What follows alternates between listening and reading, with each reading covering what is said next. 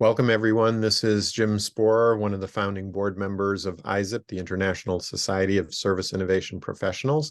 Welcome to our book talk, and our author today is Vanka, who's a seasoned leader in digital business transformation, specializing in transformations of business and driving value through innovative deployments of technology.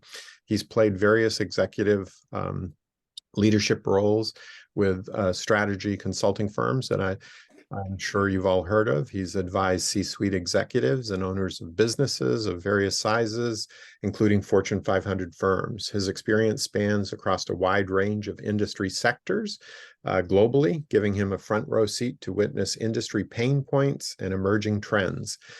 This book reflects over 2 decades of his experience and learnings. And with that, Uma, over to you. Thanks, Jim. Good morning, everyone. I hope you guys can hear me okay. So with that introduction, let's jump right into the presentation. So let's start with a small thought experiment. Imagine sitting on a time machine and going back, almost 4.5 billion years. And let's start coming back to the present day. So if we pretend to stop at every significant change on our beautiful planet Earth, that is only relevant to us, right? So if you do that, in the beginning, all we see is this beautiful Earth forming, and then all we see for millions of years is just dust settling. And finally, sorry guys. So the significant change we see after millions of years is, arguably the organic life forming, right? But once life forms, we'll see so many different species coming in and out of existence, until we have the modern day humans. And then if you look at the change frequency, in the beginning, it almost took millions of years for change to occur, or any significant change to occur. And then after the life forms, basically the change frequency increases a bit, but still for hundreds of thousands of years, we don't see any significant change until we have modern day humans, right? Once we have modern day humans, once modern day humans evolved, the change frequency starts to increase. Or actually change frequency starts to shrink. So now let's look at let's look at how our life has evolved since basically how the human life has evolved, right? So if you go back to the society 1.0, which is hunter-gatherer society, that kind of existed predominantly, for almost 300,000 years, right? So in hunter-gatherer society, still, if you look for change, it takes thousands of years for any significant change to occur. Then you jump into agricultural society. Also, we also call it society 2.0. It takes hundreds of years. Then you jump into industrial society, which started somewhere around 17th century, right, or 18th century. Change picks up pace, but still it takes like tens of years. Basically, to see any significant change, you have to jump decades at a time. Now come to the present day information society. So basically decades is a lot of time. You just need years to see any significant change. With that, where do we go from here? Again, new technologies emerge every day. New products emerge every day. So where do we go from here? With this change happening so fast, so that is where we, again, let me introduce you to the next generation society, society 5.0, what we call as, the connected society, where change is the only constant. Nothing is changing, other than the change, right? So that is where I wrote this book to provide everyone a glimpse of what is to come in the future.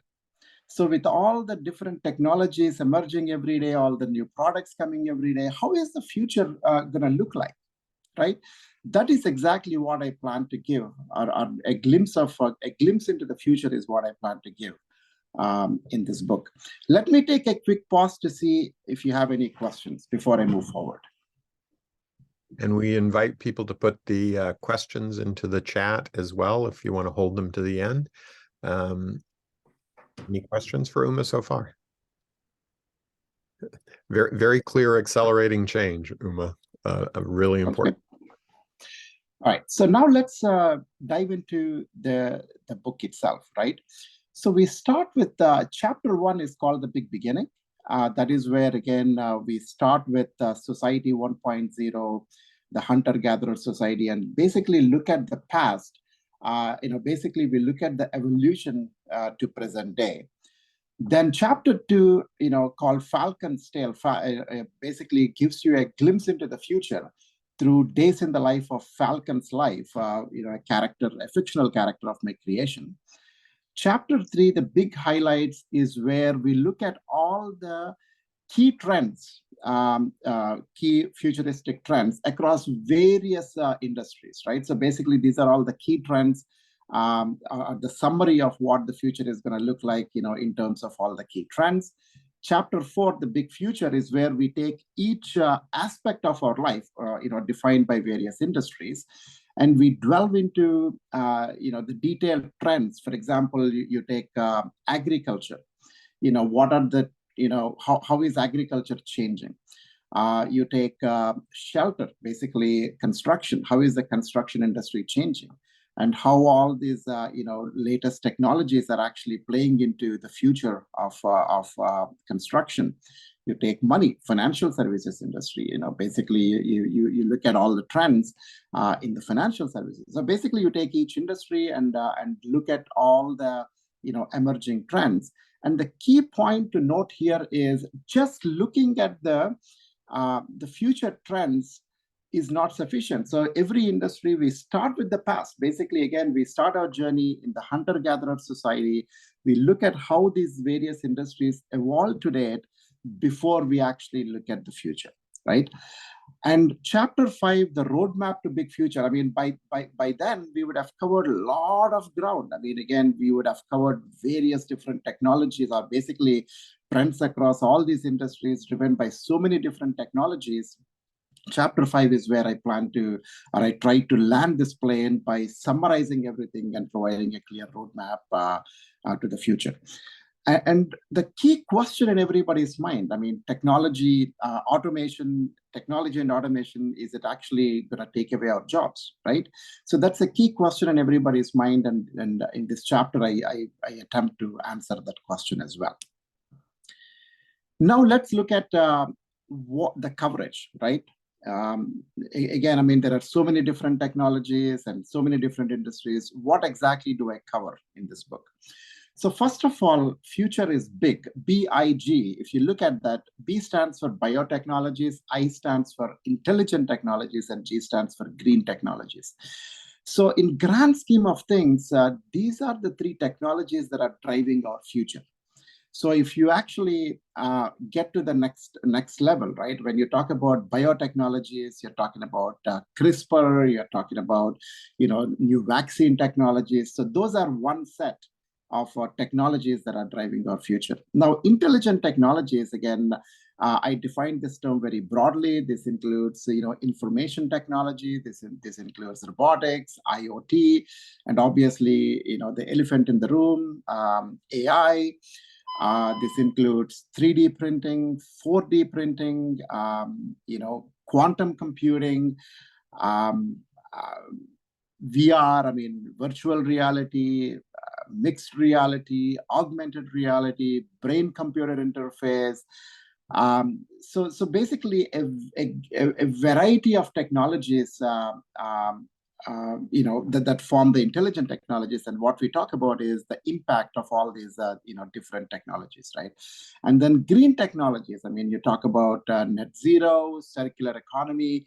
So green technologies is where again, with all the climate change, the green technologies are actually becoming very important.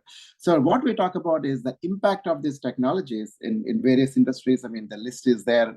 Start with agriculture, basically food, clothing. I talk about connectivity. Again, with all the connectivity needs growing exponentially, how exactly do we actually plan to meet these connectivity needs?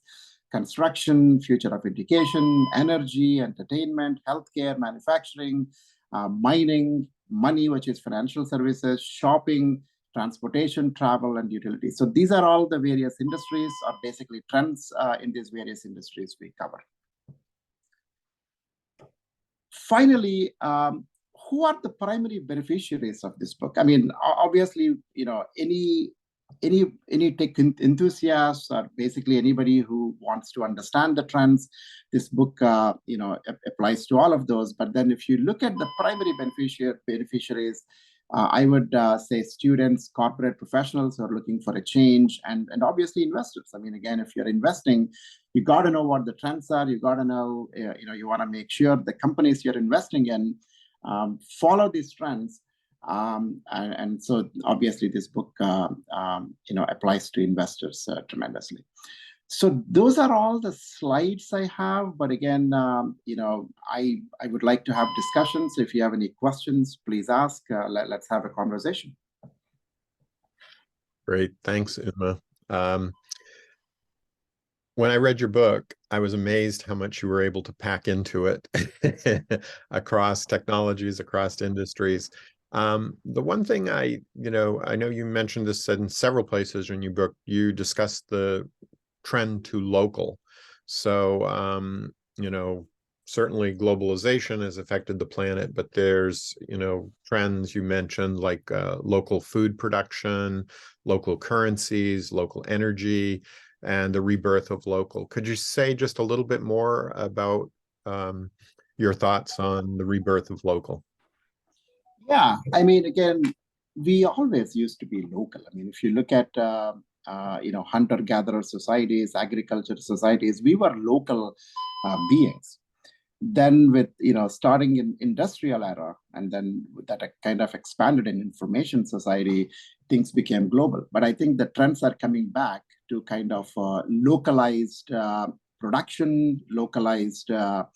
I mean, whether it's food or anything else, right? And this is also partly driven by climate change. I mean, we want to make sure we minimize greenhouse gas emissions through transportation, etc. So it's partly driven by climate change, but also I think the concept of these local communities is actually is growing. So that is why I think the production is coming back local, whether it's food or other products. Mm-hmm. Very good. So anyone else on the call with questions, feel free to ask it, come off mute and ask it, or type it into the chat. I actually really liked also the ending where you did talk about the primary beneficiaries of this book, students, corporate professionals, and investors. And I really resonate a lot with these three. And what I think all three of them have in common, which is something that ISSIP promotes, is lifelong learning. Students turn into professionals, but with change going so rapidly, they have to be constantly learning. And I think investors are trying to learn how to invest more systematically and wisely. I'm currently reading a book called The Good Ancestors, about long-term thinking. And so my question is, as we enter this world where people become increasingly lifelong learners, and that's the thing I think that unites these three primary beneficiaries of this book, lifelong learning. Do you have any thoughts on how learning will be different in the future? Will we all become super learners? How will this work in your mind, Uma? Just any speculation. I realize we're speculating here. Right. So, I mean, learning, I mean, that's one of the topics I cover in this book, right? I think the concept of learning is changing. In the short term, for example, I mean, we used to go to school and then in the school, they teach lessons. And then you come home and do what we call as homework. I think that trend is kind of slowly changing because you have access to so much information from home. So you can actually learn anything you want from home. So I think in the short term, it's, basically what's going to happen is you can learn at home, and then schools will become places for collaboration, basically developing, what do you call it, collaboration, developing creativity. I talk about these 9 C's, that schools should be focusing on. Again, I wouldn't say they're focusing on them now, but schools become more breeding grounds for creativity, collaboration, etc. And what, again, the work that used to be done at home, I believe, at some point in the future, that work will be done at school and learning comes home, right? So basically, the whole education is going to, flip upside down. Again, that might not happen in a day, but slowly this will change, right? That is, again, the short term. But if you look at long term, think about, if you take this concept of BCI, brain computer interface. We know that there is a brain chip that is being built.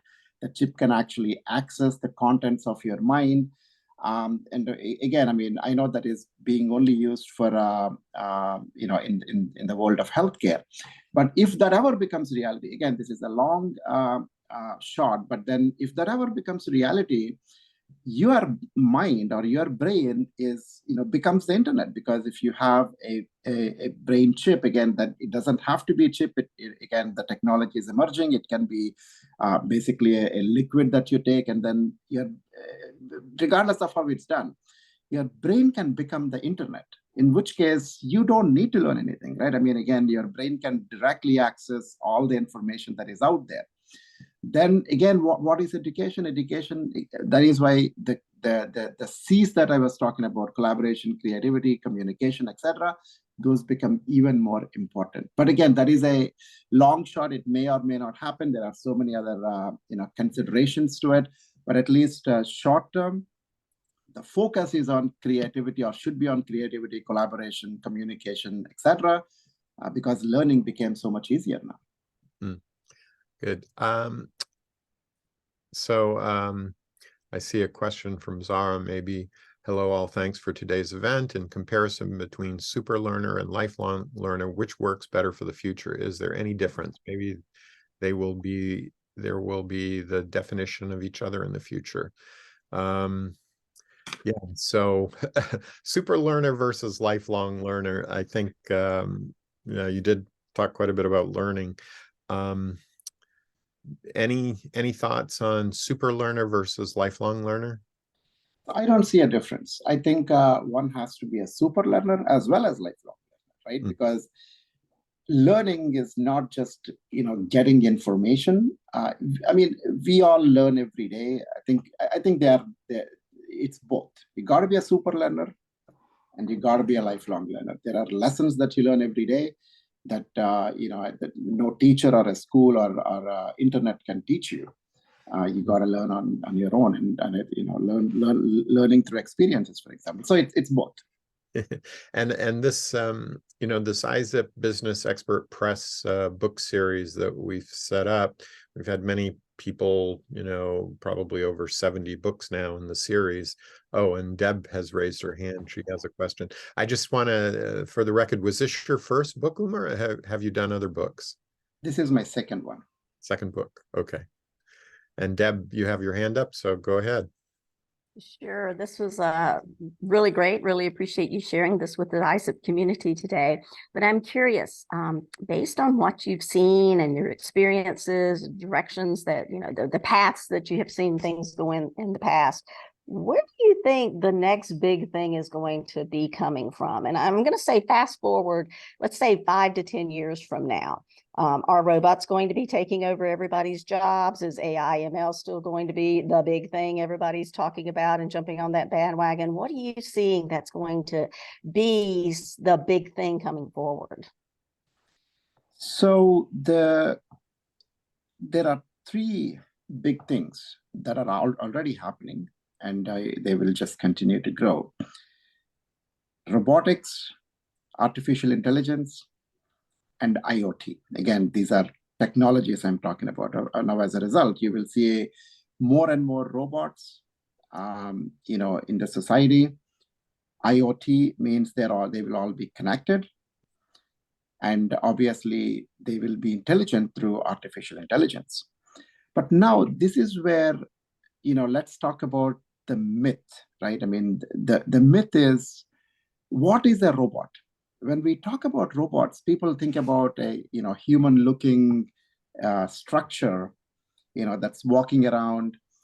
That is not the case. I mean, anything could be a robot. I mean, this pen could be a robot, right?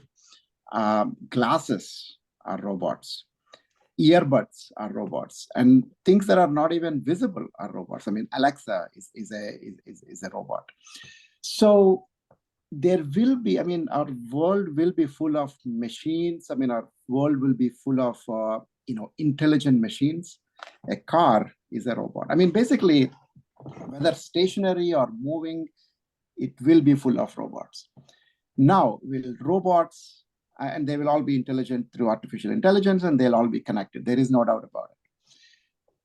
Will they take away our jobs? So this is where, I think there's a question in pretty much everybody's mind. The short answer is yes. I mean, every time technology emerges, it will impact certain jobs. But so, and this is nothing new. I mean, if you look, I mean, again, go back a century, right?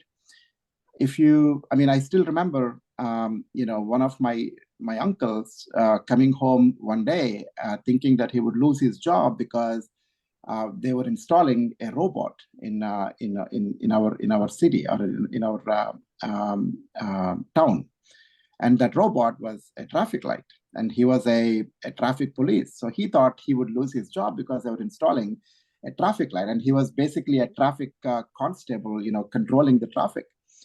But no, he never lost his job. He was just redirected somewhere else. So again, automation is nothing new. The fear of automation taking away jobs is nothing new. I mean, people had it since the industrial era, even before that. So yes, automation will take away some jobs, but they will create, completely different jobs somewhere else.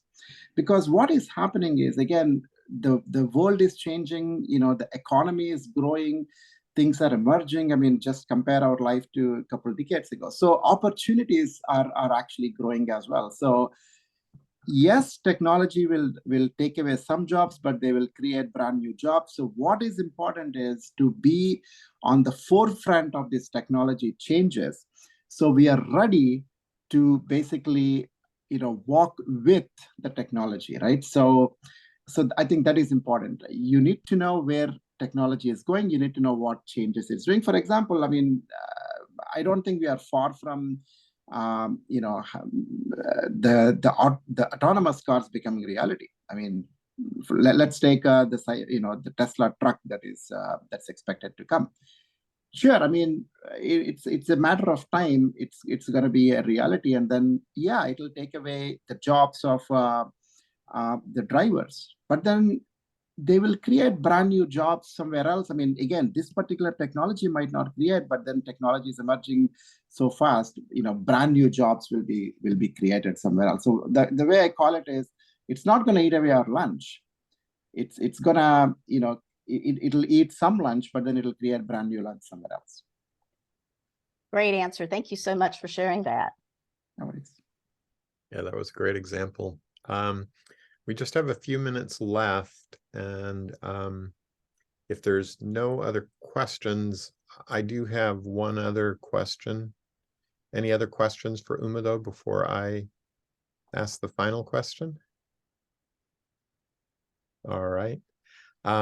This question is not so much about the specific content of the book, but Uma, we do encourage the ISSIP community members who've never written a book to consider writing a book. And can you just describe what you think the benefits of, a busy professional such as yourself, I know you're a family person as well. You've got a lot on your plate, and yet you took the time to organize your thinking and put it into a book. What do you consider the benefits of creating a book to be in your life? Great question, Jim. So I talk about primary beneficiaries of this book. And what you don't see on the screen is my picture. The first beneficiary and the best beneficiary of this book is myself.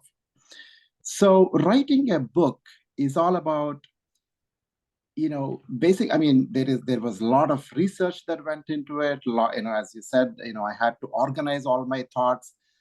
And if you look at Uma before, writing this book and after writing this book, I'm a completely different person. So the primary beneficiary of the book is the author himself or herself. And that is the main reason why I encourage people to write books. So it's a lot of learning, and it makes you a completely different human being. Fantastic answer.